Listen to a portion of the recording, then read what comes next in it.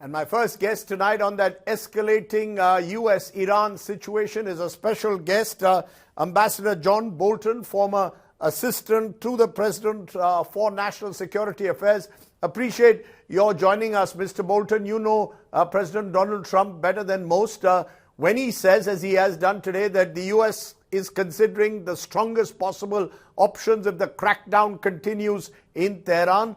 What do you make out of it? What are these strong options that the president could be considering?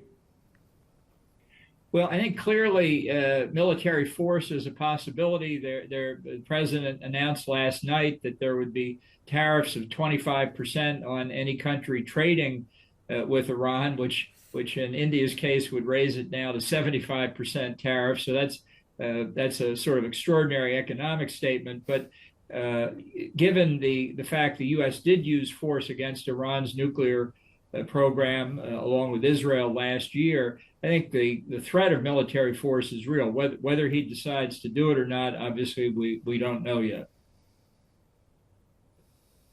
But when you say that the threat of military force is real, what are we talking about? Targeted strikes on Iranian military or government sites that aim to topple the regime?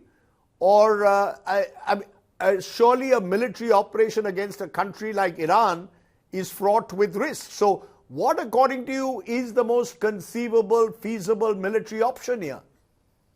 Well, it would be nice if Trump had an objective. If his objective was regime change, that would give you one potential set of targets. If it's just to make a demonstration in support of the protesters in Iran, that might be something else. I think regime change should be the objective, so I would advise that he go after headquarters of the Revolutionary Guard, again, the nuclear program, the ballistic missile program. But with Trump, we don't know what his objective is. And I don't think it's enough just to simply have a military strike and say, there, see, we supported the protesters, unless it's linked to a bigger program.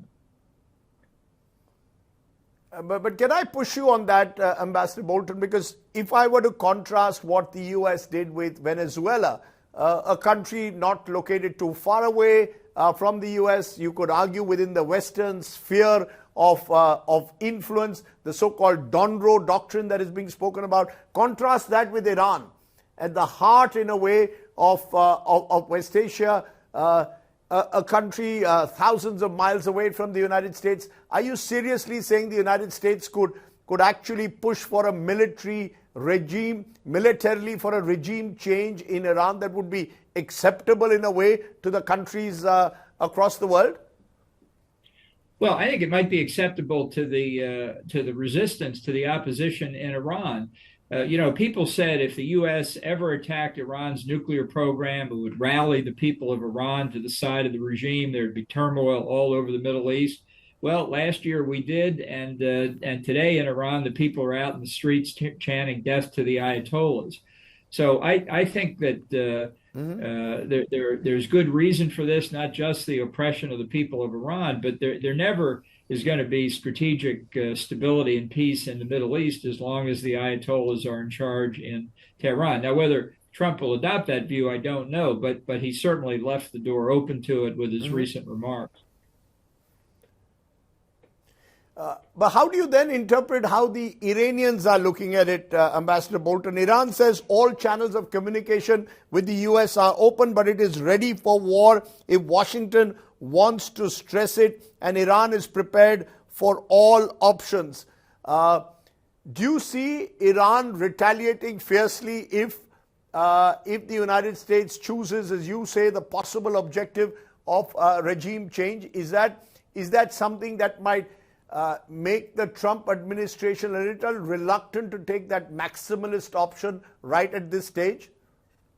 Well, the Iranian government has certainly threatened retaliation. That's true, and the use of military force can be graduated. You can take out the headquarters of the Revolutionary Guard, but not much else. I mean, I think we will certainly destroy whatever remaining or new air defenses Iran has put in since the 12-day war. But the fleet, the Iranian fleet in the Gulf might be another target. Again, the Iranians threatened retaliation as we were striking the nuclear weapons program, and after that was over, they did exactly nothing. So their capabilities have been degraded not just by the U.S. attack, but more by the Israeli attack, which lasted for 12 days against ballistic missiles and against other military targets. The people in Iran, by the way, read those attacks as being very specifically targeted and is indicating that if the regime couldn't protect its nuclear weapons program, its crown jewel, that the regime's days were numbered. And I think that was an accurate reading. So do you believe the regime's days are numbered, that the peaceful protesters are actually large enough now to actually be in a position to remove the long-standing clerical elite of Iran? Do you believe that these protests are not just another expression of dissent? They're much more than that?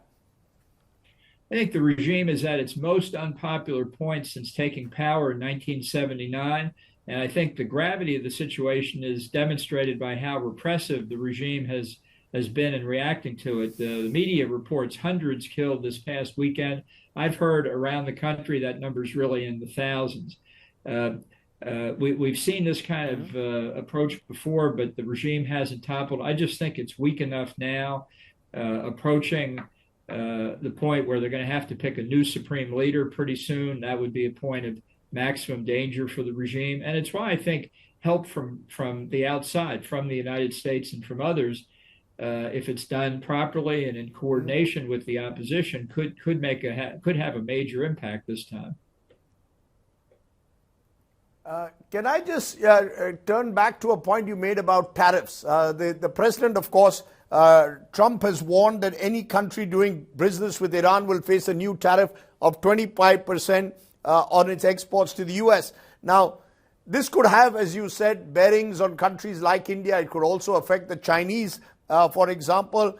Do you believe that weaponizing tariffs is the right way forward, considering that already Tehran's economy is strained, inflation 48.6%? Will that affect the view of the people of Iran, or do you believe tariffs are a legitimate way to put pressure on the Iranian regime? Well, if we followed our constitution, they might be, but we may hear from the Supreme Court in the next few days that these tariffs are unconstitutional. This is a threat by Trump. It actually hasn't been put in place. I think what we should be doing is clamping down on Iranian oil sales in violation of our sanctions. We've seen in the case of Venezuela going after what has been called the ghost ships or the ghost fleet, these rust bucket tankers that carry sanctioned Venezuelan oil, sanctioned Iranian oil, sanctioned Russian oil. If we could eliminate the ghost fleet, it would put enormous pressure on all three of those countries. But how would you respond to those who are saying that members of the Islamic State have been dispatched into Iranian territory to execute terrorist attacks, that U.S. is involved in information warfare, covert operations? Is the United States running any risks by the kind of escalating war of words that it is intervening in Iran's internal affairs? Whether a regime has to be toppled has to be decided by the people of the United States, not by the White House? Well, I think there's zero chance we're doing anything with the Islamic State other than trying to eliminate it in Western Iraq and Syria.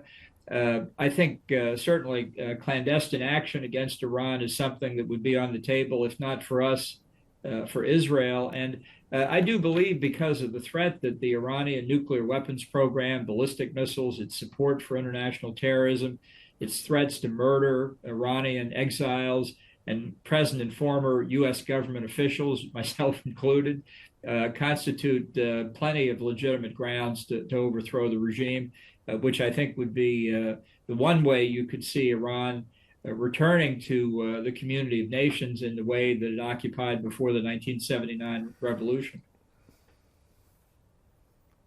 A final question then. There are two views of how Donald Trump conducts foreign policy, Ambassador Bolton. One is that he's a disruptor and does things when you least expect him to do it. The other is that Trump always chickens out, that while he may engage in this escalating war of words with the Iranians, there's only so far he'll go to without actually going the whole hog. What's your sense? Do you believe that Donald Trump this time means business when he says we are prepared to exercise all options, including the military one?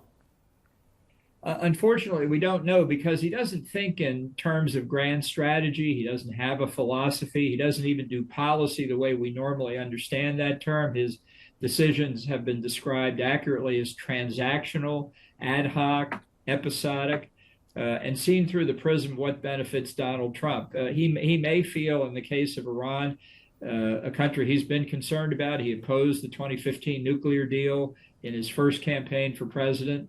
This could be a moment when he sees it to be in his advantage to take very strong action against the government. I think we'll know within a few days. And will he have the full support, you believe, or a majority support within the United States if he were to strike on Iran at this moment?